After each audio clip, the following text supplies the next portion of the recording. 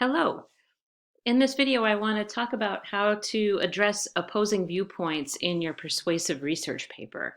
This may be review for you, but I think it'll be a useful way to start thinking about how to take all the research you've done on both sides of your issue and start focusing more on your own position.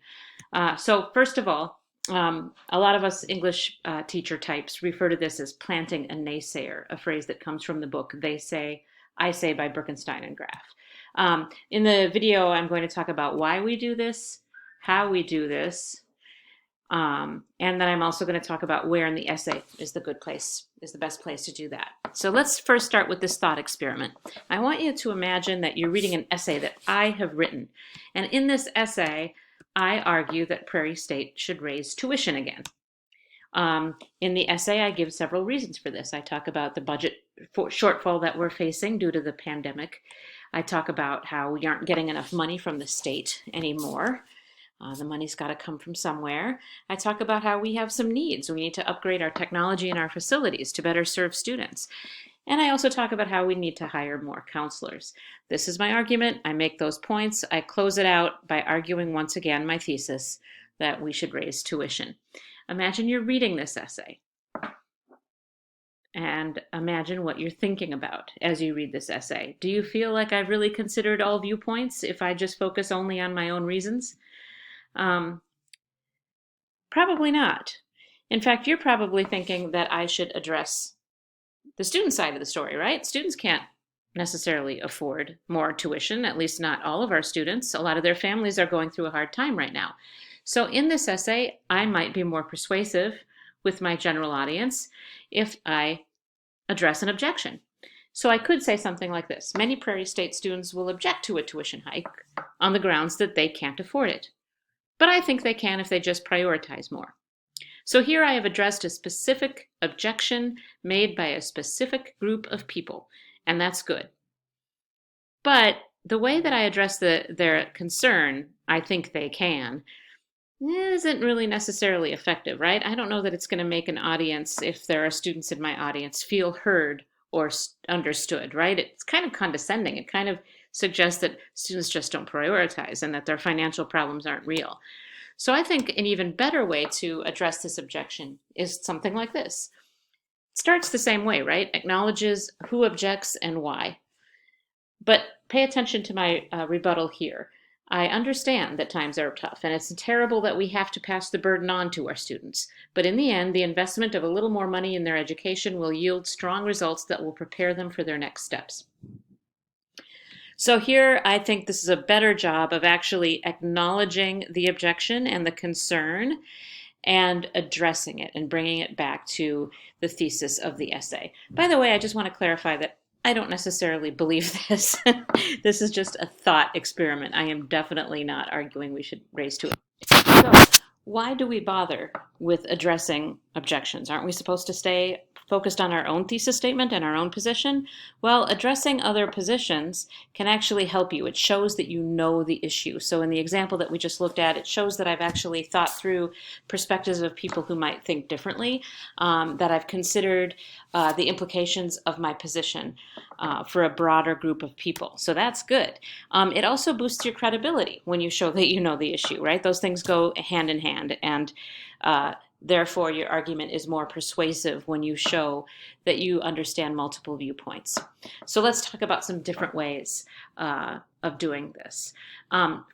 First of all, it's most important that you actually understand what the objections might be. Predict what people might say if they object with you. And this is why I wanted you to research both sides of your debate, right? So now you know what the objections are to your position. And then in your paper, you should acknowledge those objections and the specific people who make them, if possible. So think about whether they are the general public, whether they're taxpayers. Think about who those people are who might disagree with you. And then respond to those objections respectfully. It's really important to maintain your calm academic tone. We don't want to respond in the way that we see political arguments on cable news, for example. We want to be really respectful about the way that we respond.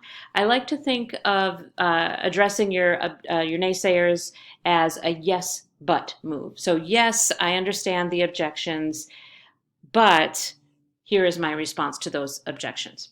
So if you see me talk in the margins of your essay about a yes, but, I'm talking about addressing your naysayers. Okay, so let's look at some samples from student papers. This is a sample you've seen before. Remember that the student is arguing that better maternity leave would create more gender equality. This is in one particular paragraph of the essay. Now notice how she begins her rebuttal here by saying, some oppose this notion, saying that even though the number of women working would increase, the gender wage gap difference would also increase as a result of decrease in promotional opportunities because of their time away from the workplace. So she's articulating the naysayer's point of view. She's stating what the objection is. And then notice how she acknowledges here, while this may be the case, alternative solutions should be explored rather than stripping mothers and infants. In this case, she sort of agrees with her opponent, right? But she's going to bring this back to her position to explore alternatives. In the second sample from the same paper, she's arguing for a longer paid maternity leave. And she says another concern citizens might have when discussing a transition to mandated paid leave would be the cost to taxpayers. FMLA was already costing companies $21 billion as of 2004. Inevitably, some of that cost would be dispersed amongst taxpayers if a leave policy were in place. So she acknowledges that taxpayer cost, right? She acknowledges that concern. But then that key word, however, helps move her back to her position. However, if we were able to boost the number of women in the workplace, the need for some of the welfare programs we already have in place may be reduced, which may help to even out the costs. Okay? Here's a different student paper. The student is arguing for the benefits of recess in elementary schools. Additionally, some would like to see recess eliminated or reduced due to liability issues on the school grounds. Some administrators believe that children who run around and play during the school day are at risk of being injured. So notice how she is naming a specific group of people here, right? And another one, parents often blame the schools. This results in lawsuits. And then she moves on to her position, right? Although I can understand the reasoning behind some of these types of scenarios, the benefits of children having recess are much greater and are in favor of the children. Administrators should focus on adding supervisors, not eliminating recess. So again, in this case, she actually understands her opponent's objection. You're not always going to understand their objection. In this case, she does, and she points that out, and then she offers another solution to address that concern. Okay? One more sample. In this case, the student is arguing that listening to heavy metal music is good for listeners. If you're not familiar with this debate, there is some concern that the lyrics in heavy metal music are really dark, and they talk about such dark subject matter that they make listeners depressed. While many non-fans may point to heavy metal music as a catalyst of suicidal thoughts and actions, that is not the case. Notice how she just clearly states that she disagrees. That is not the case. On the contrary, and then she provides some explanation. And then notice at the end of this paragraph, she has a return sentence that comes back to her position about the emotional well-being of people who listen to it. Okay? So let's talk about some things not to do. Do not insult your opponents. I mentioned that before. We want to be reasonable. We want to show that we are reasonable. And don't forget to respond directly to their concerns. Some less experienced writers acknowledge an objection but don't actually address it. So respond directly to whatever the concern or the objection might be. And do not skip this step. Do not skip this step. Make sure that you address opposing viewpoints in your research essay, in your paper.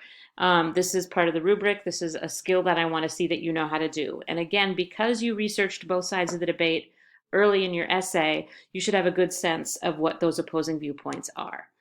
Okay? In the rest of this video, I'm going to talk about some templates you can use for expressing disagreement. Feel free to pause the video and take note of these more carefully. And these are just some really generic ways to address opposing viewpoints. So if you want to express disagreement with an opposing viewpoint, you could say something like, although my opponents would say blank, research indicates that blank. You've been doing research, right? You can respond to a naysayer with research. While opponents complain, experts like blank have found that blank. So this is another way to bring in what your research has found to address your naysayers' concerns. My opponents argue that blank. However, this ignores the evidence to the contrary, and then you present that evidence. Okay, so these are just some pretty straightforward ways to acknowledge an opposing argument, and then to address it and show that you find it to be incorrect. Okay, in this case, you can express agreement to an extent, as in the examples, right? My opponents rightly point out that blah, blah, blah, but they also overlook important evidence that blah, blah, blah, right? So you can agree with part of their concern, but then bring us back to your point and show why your point is more right than theirs, okay? My opponents and I can agree that blank, where we disagree, though, is blank. And so on, okay? And remember, again, whenever possible, name your opponents specifically if you can. Maybe you're naming a particular scholar, an author of a source you read. Maybe you're naming a specific group of people, like environmentalists or the oil industry or animal rights activists or zookeepers. You get the idea. It's more effective when you can be specific in all things related to writing. Here's where you can actually agree, right? I agree with those who would say blah, blah, blah, and moving forward, we'll have to address those concerns. Remember, it's okay to acknowledge where you have common ground with your audience, right? We don't have to be polar opposites in all things, okay? So where in the essay? Traditionally, the last body paragraph is the place to do this, but some writers like to address opposing viewpoints in the beginning, early on. That's an good thing to do if your topic is especially controversial and you think your readers are going to have trouble believing you, right? You might want to address their objections right at the beginning of your essay after your intro, perhaps. But you also might want to address opposing viewpoints in multiple places throughout the essay. For example, I had a student a long time ago who argued that prostitution should be decriminalized. That, of course, is a very controversial subject. She knew that most of her readers would automatically disagree, and so her entire paper was filled with objections. She acknowledged the objections of her opposition, but then she went on to address how each of those objections would be dealt with if prostitution were decriminalized. So multiple places might be a good strategy if you have a particular controversial topic or if you think readers might agree on multiple counts. Okay, so remember to keep that yes, but move in mind somewhere in your paper. Remember to acknowledge your opponents and address their concerns. Show that you did your research, that you know your topic, and that you respect other viewpoints. All of this will aid your ethos, your credibility as a writer, and make your essay more successful. Let me know if you have any questions. Happy writing.